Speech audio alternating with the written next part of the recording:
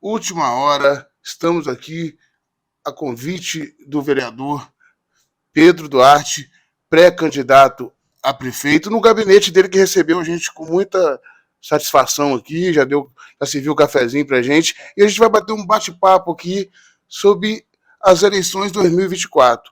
O Pedro Duarte, todos sabem, é um dos vereadores mais novo do Rio de Janeiro. Em 3 anos tem uma trajetória de muita atuação, um dos mais atuantes do Brasil. É de um partido que tem a bola jogada para cima, todo mundo sabe que é um partido novo. A história do Partido Novo é um partido democrático, um partido que não centraliza, um partido que discute as pautas principais, e é isso que nós iremos fazer aqui hoje. Pedro Duarte, primeiro, para começar, eu queria saber um pouco da sua trajetória, o que te motivou, o que te levou à política e o que você pretende para o futuro. Claro. Primeiro, Ralf, queria te agradecer por vir aqui hoje, por nos dar essa oportunidade de falar sobre a minha história, de falar sobre as nossas ideias e parabenizar, porque acompanho muito. Vocês são fundamentais cobrindo a política do Rio de Janeiro, sempre de forma muito séria, preocupado com a boa informação. Da minha trajetória, apesar de novo ainda, já são alguns bons anos na política, disputando eleição, colocando minhas ideias, debatendo. Eu comecei no centro acadêmico. Então eu fiz direito na PUC, eu sou advogado de formação, e quando eu entrei na minha universidade, o centro acadêmico era todo vermelho, cheio de frases do Marx, de Che Guevara, e eu sou um cara mais à direita, que defende a liberdade econômica, defende os comerciantes, que os países possam se desenvolver, e as cidades também. E eu comecei a disputar a eleição ali. E o que começou pequeno acabou ficando grande. Nós ganhamos as eleições do Centro Acadêmico de Direito da PUC, e aí eu estou falando de 1.800 alunos representados pelo nosso time naquela época. Depois eu fui eleito presidente do Diretório Central de Estudantes. Eles são 11 mil alunos dentro da PUC, 3 mil alunos que votam, é uma eleição grande. Eu fui eleito e depois reeleito com 70% dos votos. E aí eu estou falando de algo como 1.700 votos dentro da PUC. E dali que deu a ideia de, talvez a gente possa disputar uma eleição na vida real, com urna eleitoral, ser candidato a vereador, com partido, porque se a gente tem 1.700 votos aqui dentro da PUC, talvez lá fora a gente consiga levar as nossas ideias para um campo ainda maior de debate, mostrar o que a gente tem para apresentar para a cidade do Rio. Fui candidato a vereador em 2016, com 25 anos, tive 4.500 votos, não fui eleito, mas fiquei numa boa suplência. Depois candidato a deputado estadual, 7.200 votos, e agora em 2020, pelo Partido Novo, tive 10.069 votos, fui eleito, e de lá para cá venho tocando o mandato aqui dentro. Mas eu tenho também pós em gestão pública, trabalhei com deputado federal, tenho já uma boa experiência dentro da política, além, a gente vai conversar aqui, do trabalho dentro do mandato, nas mais diferentes áreas da prefeitura. Ótimo. O movimento estudantil ele sempre formou, principalmente da PUC, sempre formou bons quadros políticos, bons quadros da vida social da cidade. Nós temos aí vários exemplos de várias pessoas que passaram por lá, como Felipe Santa Cruz, como o próprio Marcelo Queiroz, que foram da PUC também. Eu também participei do movimento estudantil, eu sei da atuação que é da formação política que as pessoas saem da PUC. Parabéns. Então vamos começar por uma das coisas que é o maior gargalo nas pesquisas que o povo carioca mais reclama e mais sente falta, que é a segurança pública. Nós temos aqui na Câmara, inclusive, um projeto para armar a Guarda Municipal. Qual é a sua opinião? O que pretende fazer como pré-candidato e, se for eleito, pela segurança pública do município? Não tem como falar de Rio de Janeiro sem abordar a questão da segurança pública. Hoje você falar de escola, por exemplo, vou fazer escola integral. Mas quem garante que ela vai ficar aberta no dia de tiroteio? Falar de saúde com hospitais que também são fechados por falta de segurança. Falar de transporte quando as pessoas dentro dos ônibus são assaltadas. Então hoje não falar de segurança a nível da prefeitura é uma irresponsabilidade, porque todos os serviços municipais, todos os serviços públicos hoje são afetados pela falta de segurança. E aí do papel da prefeitura, ainda que, claro, a grande responsabilidade esteja no governo estadual, as prefeituras têm sim que assumir um papel com relação a isso, E o prefeito Eduardo Paes, o atual prefeito, quando ele joga a responsabilidade, ele está cometendo um grande erro. Porque eu visitei a prefeitura de São Paulo, visitei a prefeitura de Belo Horizonte, que são duas grandes capitais, duas grandes cidades parecidas com o Rio de Janeiro nos seus desafios, e lá nós temos guardas municipais armadas A de São Paulo, desde o início, na final da década de 80, quando ela foi criada, já era uma guarda armada, 7 mil homens armados. Em Belo Horizonte, uma guarda menor, 2.300 homens, mas a cidade também é menor, quase todos eles armados, de 2016 para cá. Antes não tinha, a prefeitura mudou esse entendimento, e dos 2 casos que eu vi é que faz uma diferença muito grande, claro, com o devido treinamento, preparo, formação. Ninguém está falando aqui de pegar um guarda que nunca andou com uma arma, dar uma arma na mão dele e desejar boa sorte. Isso seria uma irresponsabilidade com a cidade e com esses guardas. Como é feito? Convênio com a Polícia Federal, mais de 400 disparos tem que ser feito para aquele guarda estar preparado. São quase 200 horas de formação e todo ano 80 horas de curso de atualização. Então, de fato, mas quando a gente dá o preparo, a gente qualifica essa guarda municipal, dá as condições de trabalho, de viatura, armamento, colete, faz muita diferença. Você vê agora, essa semana, Ralf, 3 arrastões em 3 dias na Pastor Martin Luther King. Em Belo Horizonte, eles pegaram esses eixos onde tinha esses problemas e quem faz o patrulhamento é a guarda municipal. É uma via da cidade. É uma via importante que o prefeito não pode ficar o quê? Ligando. Governador, por favor, coloca a patrulha lá. Ele tem que ter autonomia. Eu vou colocar a minha patrulha lá. Inclusive, em Belo Horizonte, os guardas, eles entram nos ônibus e andam nas linhas para garantir que não vai ter assalto dentro dos ônibus. Então, e aí a Prefeitura de Janeiro diz que não pode fazer nada. A gente falar de câmara de vigilância, a gente falar de mancha criminal, tem muitas pautas aqui, mas a Guarda Municipal Armada ela é fundamental para ser um instrumento de autonomia do prefeito, para que o prefeito não seja um cara que fica cobrando do governador. E o prefeito já está no 3º mandato. Qual é a razão que você acha que ele ainda não atuou firmemente nisso, sendo que o Rio de Janeiro, principalmente, é a porta de entrada do Brasil para o mundo? Todo mundo conhece o Brasil pelo Rio de Janeiro. Na minha opinião sincera, medo. O prefeito tem medo de entrar nesse assunto, não resolver e passar a ser cobrado. Então ele prefere dizer, nem me cobrem, a culpa é do governador. Porque a partir do momento que ele assumir essa responsabilidade, ele passa a ser cobrado por ela. Mas, sinceramente, não dá mais para continuar terceirizando essa responsabilidade. Aí ele vai dizer, tem uma lei que proíbe. Tem uma lei aqui na Câmara, uma lei municipal que proíbe que a Guarda Municipal use arma de fogo. Agora, eu já vi o prefeito aqui aprovar reforma da Previdência, que precisava de maioria absoluta, já vi mexer na lei orgânica. Quando o prefeito quer, ele organiza a base e aprova. E eu, inclusive, mesmo sendo de oposição, uma candidatura alternativa à do Eduardo Paes, quando o projeto é importante, nunca deixei de votar a favor. O que eu considero bom, votei a favor. O que eu achei ruim, eu votei contra. Não estou aqui para usar a Câmara como ferramenta política. Eu defendo aquilo que eu acredito. Então, se o prefeito mandar bons projetos como esse, que autoriza a Guarda Municipal a usar arma de fogo, eu vou votar a favor. O problema nunca foi o interesse dele. O líder de governo nunca pautou isso. O prefeito nunca veio aqui dizer que isso era importante. E aí o projeto fica parado. Eu e alguns outros poucos vereadores ficamos falando da importância disso ser votado quanto antes, mas a base do governo não tem interesse. Essa é a realidade. Muito obrigado pelo esclarecimento. Agora vamos entrar numa outra pauta para dinamizar e a gente poder falar de tudo. Queria falar sobre a educação. Você falou que realmente escolas às vezes fecham por causa de guerra entre facções. O que pode ser melhorado? E o que pode existir também uma denúncia de doutrinação? Como é que é a sua relação e a sua perspectiva sobre a educação, como ela tem que ser aqui no município do Rio de Janeiro? Ralf, minha opinião é da prioridade número 1 com relação à educação da cidade do Rio de Janeiro. E aí não é só a minha opinião. Tem prêmio, gente já ganhou Nobel de Educação falando sobre isso e provando isso. Os anos mais importantes na formação de uma pessoa, na sua educação, na minha, na sua, na de todo mundo, são os primeiros anos. Então, que você vê a capacidade que uma criança tem de aprender a falar. Imagina, um bebê vê a gente falando e começa a falar. Você, para ser bilíngue, aquela coisa, fala 2 línguas com naturalidade. A gente sabe que tem que aprender pequeno. Olha o quão difícil a gente aprender uma nova língua, vai aprender o inglês, aprender o francês, o espanhol mais velho. Porque a capacidade que um cérebro tem de absorver nos primeiros anos é impressionante.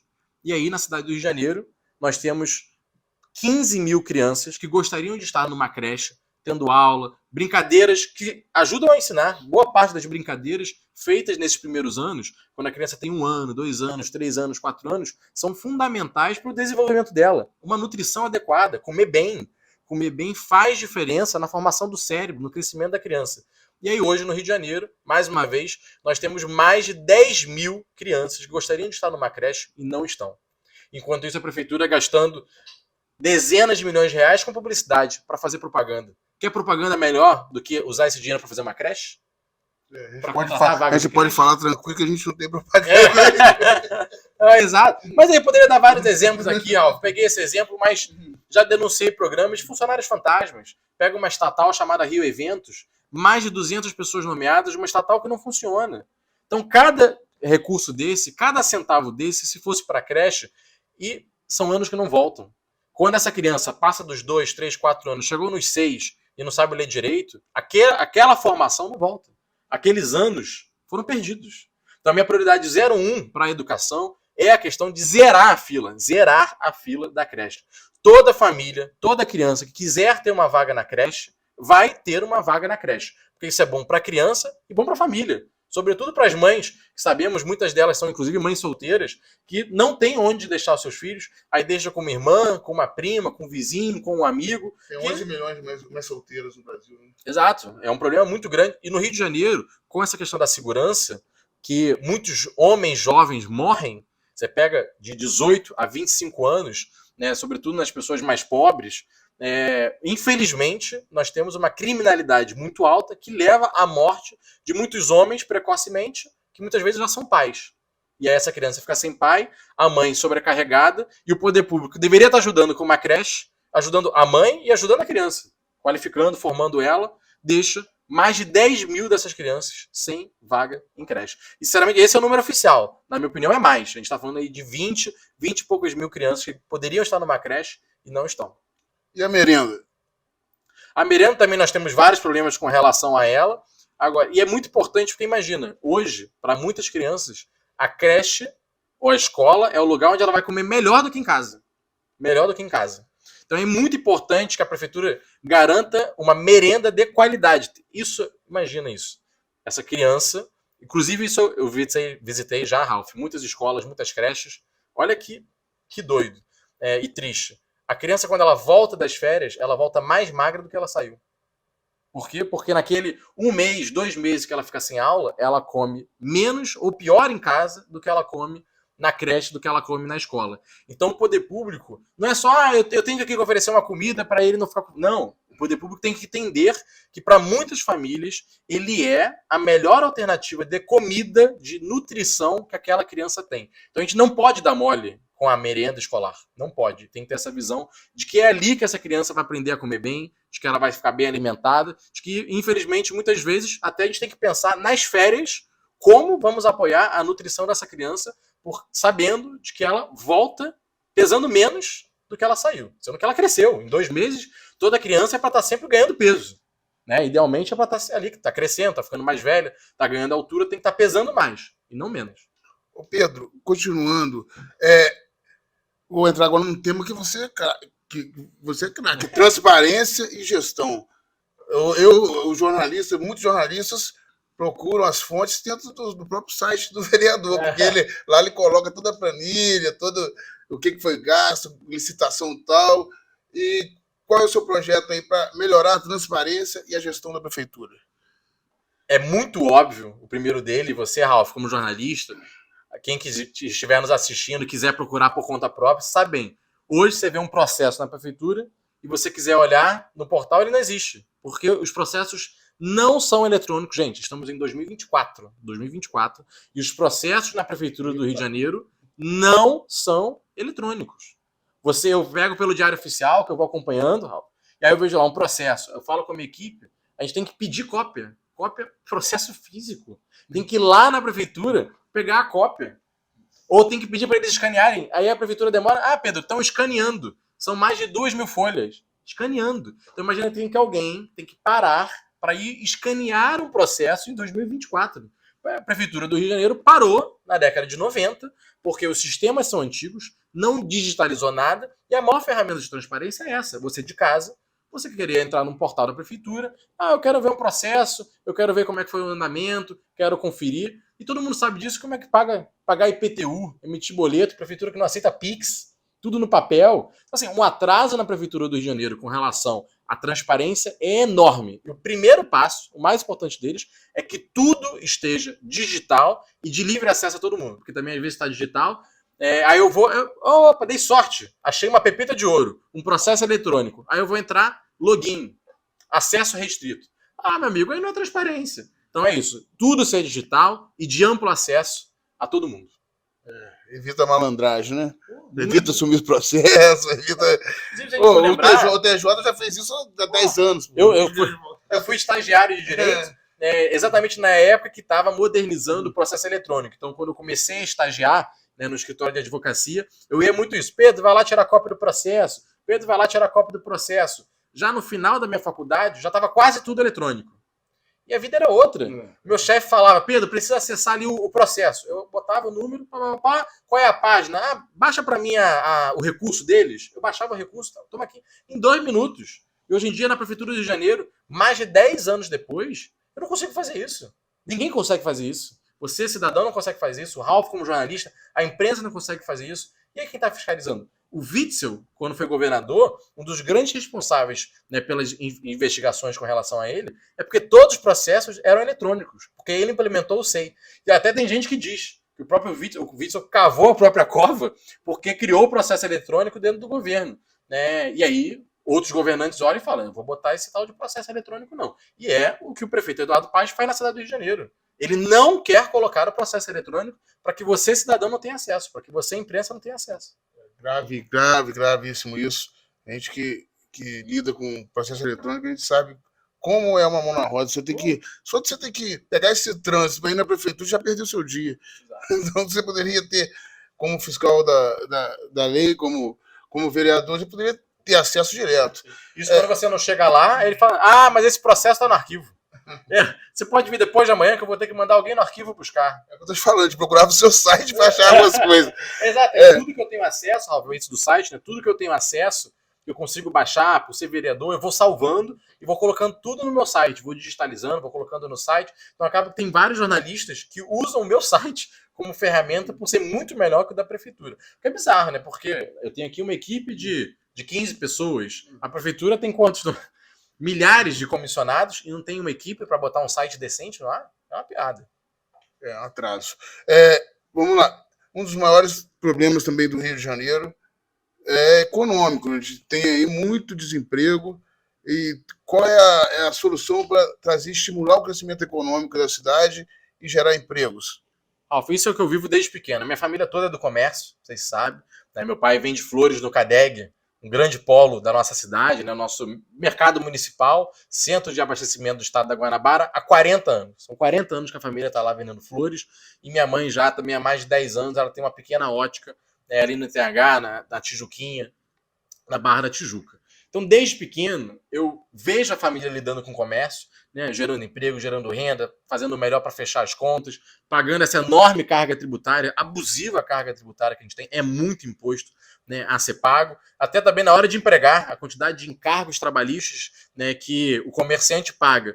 Uma boa parte vai para o governo e uma parte menor que vai ali para quem de fato está trabalhando, que mereceria aquilo. E a cidade do Rio de Janeiro não é uma cidade amiga para quem quer gerar emprego, para quem quer gerar renda. O que nós temos, na verdade, são comerciantes que dependem de contatos políticos para ter um alvará, para ter uma licença dos bombeiros, para não sofrer com a fiscalização, porque a fiscalização vai lá e diz, se não pagar toda semana, se não pagar todo mês, você vai tomar uma multa, ainda que você esteja todo certo. Vai numa padaria, no bairro de você, e pergunta pro dono da padaria se ele não é pressionado, se ele não é charcado, se ele não tem que ficar lidando com vários fiscais que buscam algum tipo de suborno. É um verdadeiro absurdo. Para você fazer um evento na cidade, a mesma dificuldade. Se você é amigo do rei, se você está próximo a quem manda, você tem autorização para fazer o evento. Se você não está próximo, se você não tem amigos, você não consegue. E aí, isso sem falar de segurança. Milícia, tráfico hoje também, que o tráfico passou a adotar práticas de milícia. Para você manter um comércio aberto, você tem que pagar imposto para o governo, você tem que pagar uma taxa para a milícia, uma taxa para o tráfico e, às vezes, uma taxa para o poder público, para o fiscal, que vai te multar se você não pagar para ele. Então, meu amigo... E ainda competir com o informal, né? E ainda competir com o informal. E ainda aparece na frente da sua loja alguém vendendo óculos igual a você, vendendo o mesmo amendoim que você vende, vendendo o mesmo biscoito que você vende, de uma carga que muitas vezes é roubada. que é outro problema sério da nossa cidade. É você trazer para a cidade do Rio de Janeiro, frete é caro e o seguro é caro, porque trazer carga para a cidade do Rio de Janeiro é um perigo. A Avenida Brasil, né, Arco Metropolitano, Dutra, são vias em que as pessoas não têm segurança, seja a gente, né, como cidadão na hora de circular, não tem segurança de passar lá de madrugada. Pergunto se alguém se sente tranquilo de passar 2 da manhã no Arco Metropolitano. É coisa de louco. E a carga é a mesma coisa. O caminhão, toda hora tem assalto, toda hora tem roubo. E aquela carga é roubada e ela é vendida na porta do comércio formal disputando com ele. O micro-ondas na metade do preço, a geladeira na metade do preço. Como é que disputa com isso? Vou aproveitar seu gancho, já vou entrar no outro tema.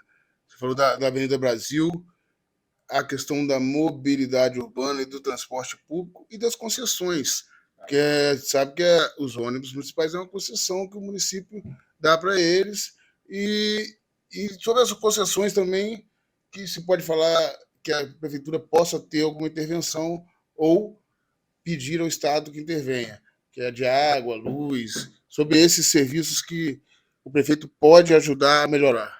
Vamos lá, focando no transporte.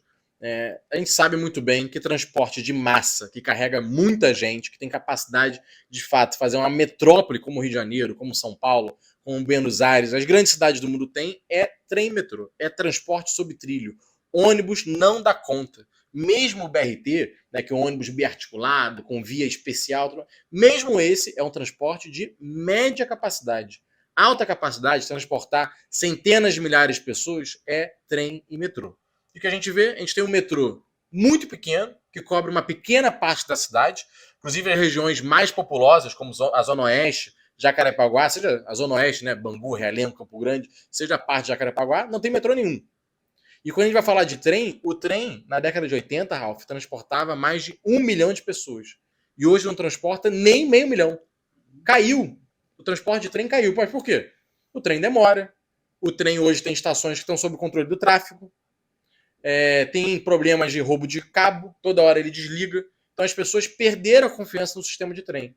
E aí o poder público, ao invés de focar em recuperar o trem e expandir o metrô, como São Paulo faz. São Paulo vai inaugurar 3 estações de metrô esse ano. E o Rio de Janeiro? Qual foi a última estação inaugurada? O Chacrinha falava, nada se cria, tudo se copia. Se deu certo em São Paulo, se dá certo em Paris, se dá certo em Londres, por que o Eduardo Paes escolheu o transporte sobre 4... Aí ele vai dizer, não, porque era responsabilidade do governador. Mas a prefeitura, dado que a linha de trem é dentro da cidade do Rio de Janeiro, a linha de metrô é dentro da cidade do Rio de Janeiro, por que ele não procurou o governo estadual e falou, governo, ok, você está quebrado, está sem dinheiro, mas eu tenho recurso aqui. Como é que a gente pode fazer uma parceria, juntando privado, juntando governo, juntando prefeitura, para expandir o metrô e expandir o trem? Ele nunca procurou. E aí, Ralf, eu não vou nem citar Paris, Londres, Tóquio, parecem exemplos muito distantes. Eu já fui a Lima e fui na prefeitura de Lima, Peru, um país muito mais pobre que o nosso. E lá eles organizaram uma autoridade metropolitana, ou seja, uma autoridade que junta governo estadual, junta as prefeituras e junto eles investem no sistema de transporte. Porque vamos reconhecer, Pavuna, São João de Meriti, qual é a diferença entre os dois? Mas a prefeitura de São João de Meriti não consegue ajudar a prefeitura do Rio e o governo estadual juntos a pensarem o transporte. E a realidade é quase tudo uma grande cidade. Se juntar Rio de Janeiro e Baixada Fluminense, é quase tudo uma grande cidade, que tem que pensar o transporte de uma forma só e financiar o transporte de uma forma só. Mas hoje não tem. Você tem o bilhete único estadual, você tem o bilhete municipal, você tem as linhas municipais, as linhas intermunicipais e as coisas não se conectam. E quem é que paga o pato, como sempre? É a população, que pega um transporte ruim, que não tem um trem de qualidade, que o metrô não chega perto num bairro minimamente próximo dele e que os ônibus são dominados por uma máfia. Essa é a triste realidade do Rio de Janeiro. E a gente tem informação que essa questão da Brasil deu um engarrafamento de mais de 100 quilômetros. Qual é a solução para esse problema que foi criado? O prefeito travou a cidade nessa escolha dele de colocar tudo dentro da Avenida Brasil, que é uma artéria de entrada da cidade. É por onde entra a nossa carga, caminhões que abastecem a cidade do Rio de Janeiro. É uma das principais vias de conexão da Zona Oeste e da Zona Norte do Rio de Janeiro com o centro, onde é o polo de empregos da cidade do Rio de Janeiro, mesmo com a queda que o centro teve, não é mais aquele centro da cidade de 10 anos atrás, mas ainda é o bairro que mais gera empregos para a cidade do Rio. As pessoas querem vir para cá. E muitas vinham pela Brasil. E aí você tem o trem, que é o que eu estou dizendo, o trem, você pega o trem desde a Zona Oeste até o centro da cidade. ele vai quase que paralelo à Avenida Brasil e ao BRT. E aí o que a prefeitura fez? Ao invés de procurar o governo do estado para recuperar a linha de trem e voltar a ter o transporte de 1 milhão de pessoas, como fazia na década de 80, e trabalhar junto, não, eu vou fazer um modelo paralelo. Eu vou criar um BRT paralelo à linha de trem e, na verdade, eu vou tirar pessoas da linha de trem, ou seja, eu vou jogar essa empresa que já está com dificuldade ainda mais no buraco, eu vou dificultar o trem e vou tirar 2 vias que hoje são utilizadas por carros e por ônibus para botar o BRT exclusivo. O foco ali, eu entendo, por exemplo, o BRT Transoeste, onde não tinha trem, não tinha metrô, e o prefeito podia alegar, não, aqui o único caminho que eu tenho é fazer o BRT. Agora, na Transbrasil, tinha a opção de, junto com o governo do estado, recuperar a nossa linha de trem. Mas não, quis fazer o BRT Transbrasil paralelo à linha de trem. Aí, difícil. E aí já pega o gancho para entrar no outro tema, sobre as mudanças climáticas, sobre a sustentabilidade e o meio ambiente, que a gente sabe que os ônibus poluem muito mais que trem. E qual é o projeto, o que você acha que é importante na área da sustentabilidade do meio ambiente, tendo em vista que a gente vai ser sede aqui da COP e o Rio, o mundo inteiro vai discutir meio ambiente aqui no Rio de Janeiro. Rio de Janeiro sempre foi marcado, né, pela sua característica natural. Até tem um livro que eu gosto muito do nome, que é Rio de Janeiro, capital natural do Brasil. Então, natural seja pela história, que não deveria ser Brasília, deveria ser a gente. Nós somos a referência do Brasil para o mundo. Quando lá fora ninguém conhece Brasília. As pessoas conhecem Rio de Janeiro. Nós somos a capital de verdade do Brasil, a referência do Brasil para o mundo. E natural, pelo sentido da área verde. Você pega o mapa daqui do nosso lado, né, Ralf, da cidade do Rio de Janeiro, a quantidade de área verde que nós temos, parques municipais, parques estaduais, parques federais, tudo dentro da nossa O Parque cidade. da Tijuca é o parque mais visitado do Brasil. Não, é incrível, é uma grande referência, um grande orgulho da nossa cidade, mas o que nós vemos hoje é a favelização da cidade, quando o poder público não ajuda a resolver o desafio habitacional, né? As pessoas não têm onde morar, então elas começam a expandir e crescer as favelas. Elas crescem em cima de onde? Crescem desmatando. Você pode olhar, quase todas as favelas que se expandem na cidade do Rio de Janeiro, elas se expandem em cima de áreas verdes.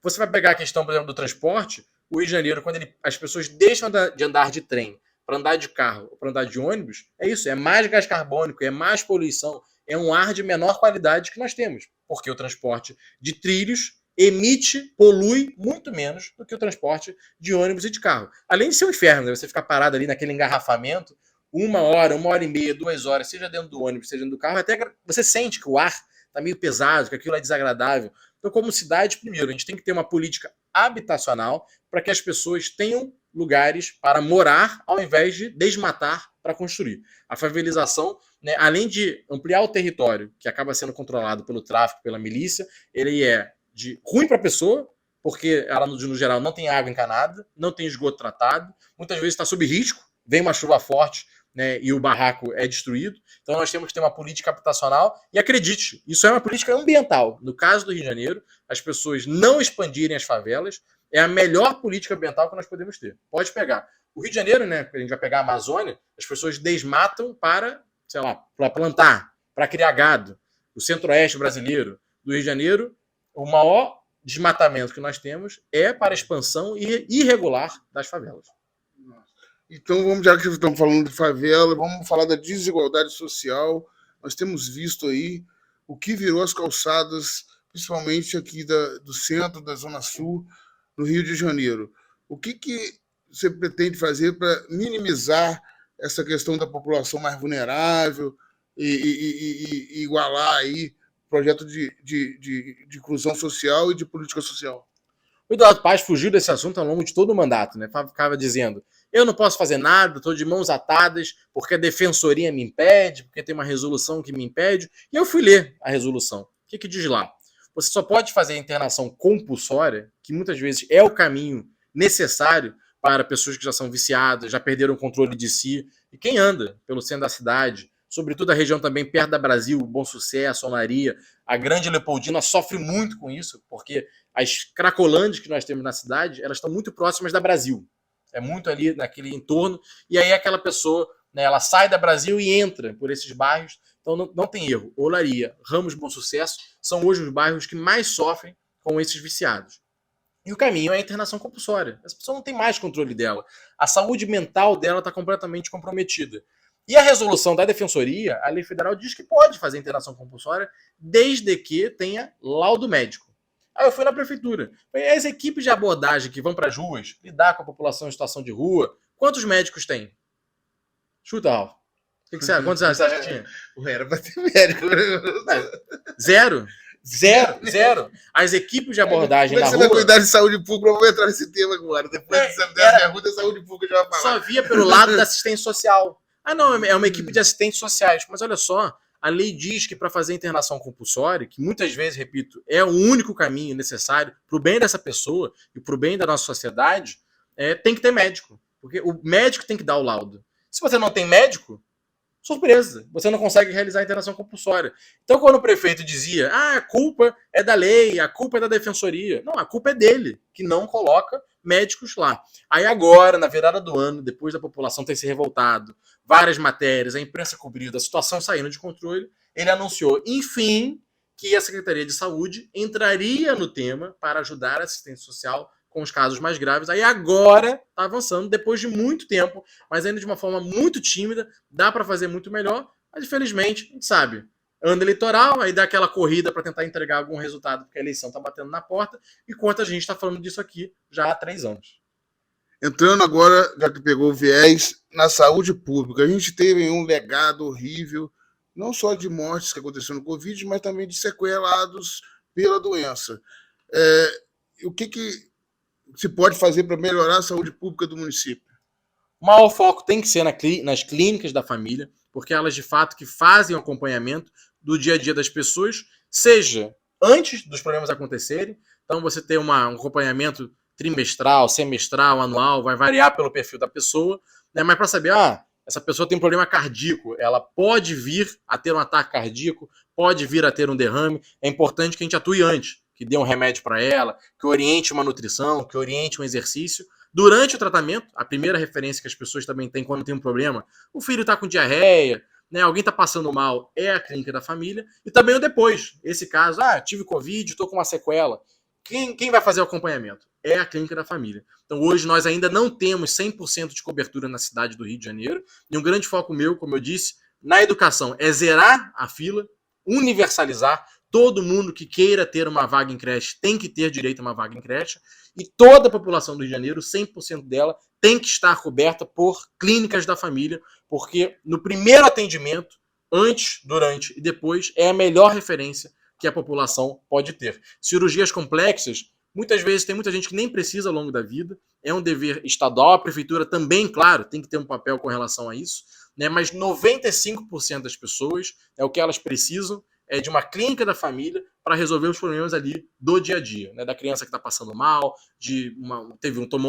um idoso teve um tombo, comeu alguma coisa errada, teve uma infecção. Uma parte dos problemas que nós temos no nosso dia a dia são esses, né?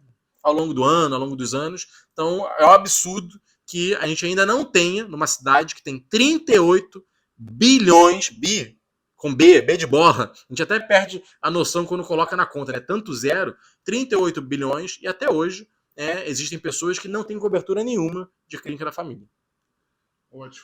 Ótimo. Nós falamos já de saúde, educação, segurança pública, gestão, transparência, emprego, crescimento econômico, meio ambiente, inclusão social, sobre a questão dos serviços públicos. Agora, para finalizar, nós vamos falar do Rio de Janeiro é o tambor do Brasil. A cultura do Rio de Janeiro, o lazer do Rio de Janeiro espalha-se pelo Brasil todo. Tanto é que os maiores, quase 50% dos projetos da Lei Rouanet são focados aqui nessa região sudeste, no Rio de Janeiro principalmente. Carnaval, eventos musicais, religiosos, Réveillon e turismo. Fala um pouco do que pode ser feito para melhorar. Muita coisa. Essa é uma área que o mato está muito alto, como a gente diz, né? Se eu pegar agora, até nessa gestão, sempre entregam, né? O prefeito Eduardo Paes sempre entrega a pauta, a Secretaria do Turismo, para algum aliado político que não tenha a menor história no setor, que não entende do setor, que não viveu no setor, e aí fica muito difícil você pensar uma política, né, de turismo correta. A gente estava falando aqui, por exemplo, da Floresta da Tijuca, né, que é o parque mais visitado do Brasil. Eu fui lá recentemente, fui inclusive de bicicleta para ver todo o parque, exercício que eu gosto de fazer no final de semana pela manhã.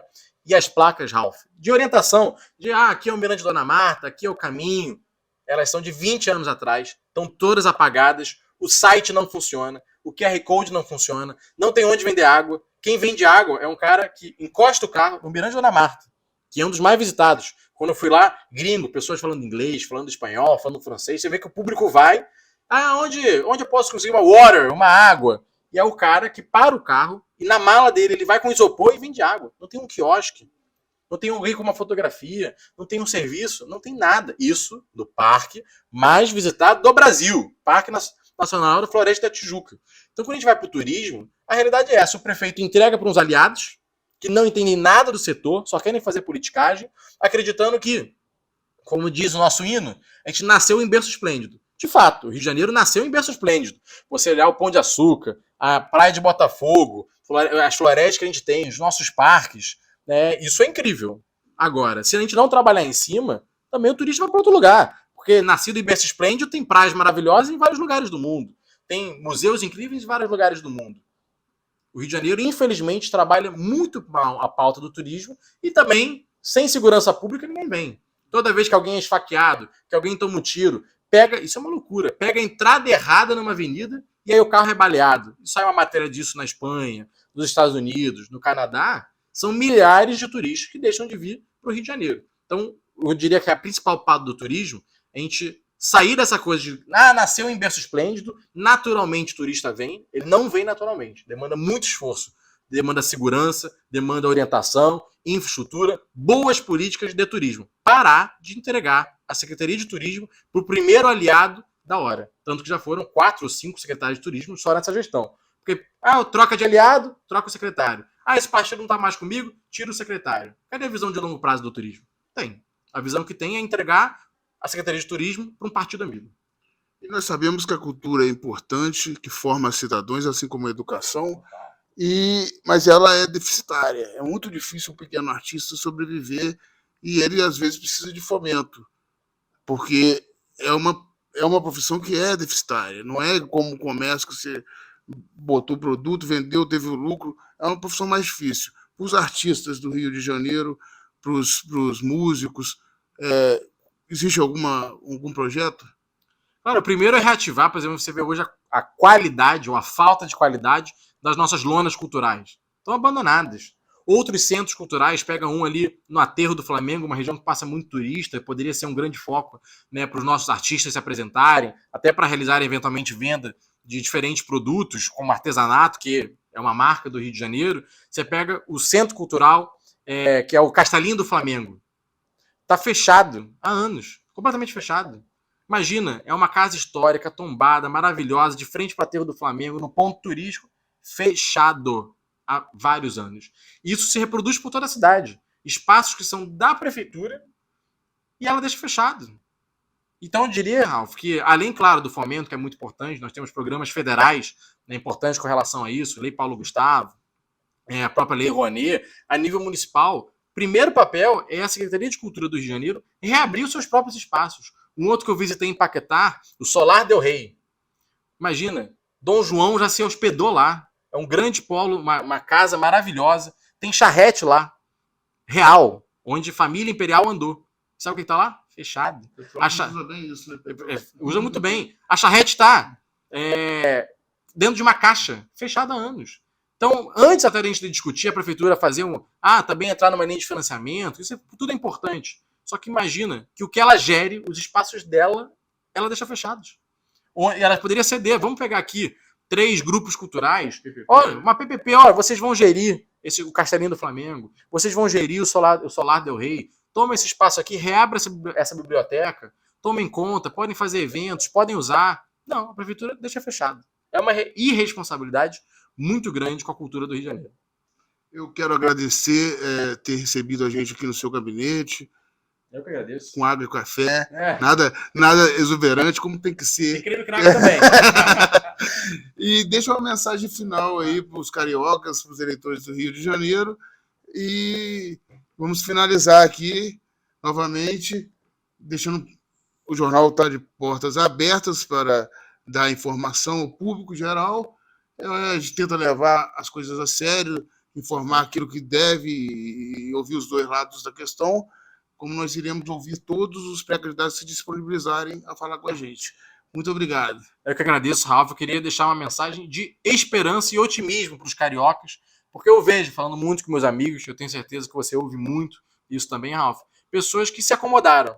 O Rio é assim mesmo, o Rio é inseguro, o Rio já não vai crescer, a gente não tem como passar São Paulo, a gente vai entrar numa espiral que cada vez o Rio de Janeiro só vai piorar, piorar, piorar. E eu não acredito nisso. Eu acredito sim que dá para fazer diferente, que o Rio de Janeiro tem jeito, que a gente pode fazer uma política que não se relaciona com crime organizado, que não tolera milícia, que não tolera tráfico, que não tolera corrupção. Eu acredito e trabalho por isso, faço isso no meu mandato e farei ao longo dos próximos anos da minha vida que eu vou ter dentro da política. E eu quero que vocês, cariocas, acreditem, compartilhem dessa esperança comigo.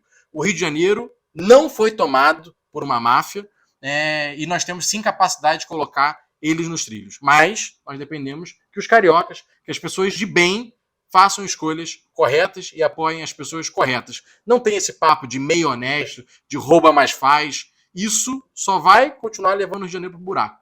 A gente tem que apostar em quem de fato é honesto e quem de fato vai trabalhar de forma correta, sem se relacionar com as máfias que existem hoje no Rio de Janeiro e que não podem tomar a cidade da gente. A cidade é do carioca, não da máfia. Muito obrigado. Última hora, notícia levada a sério.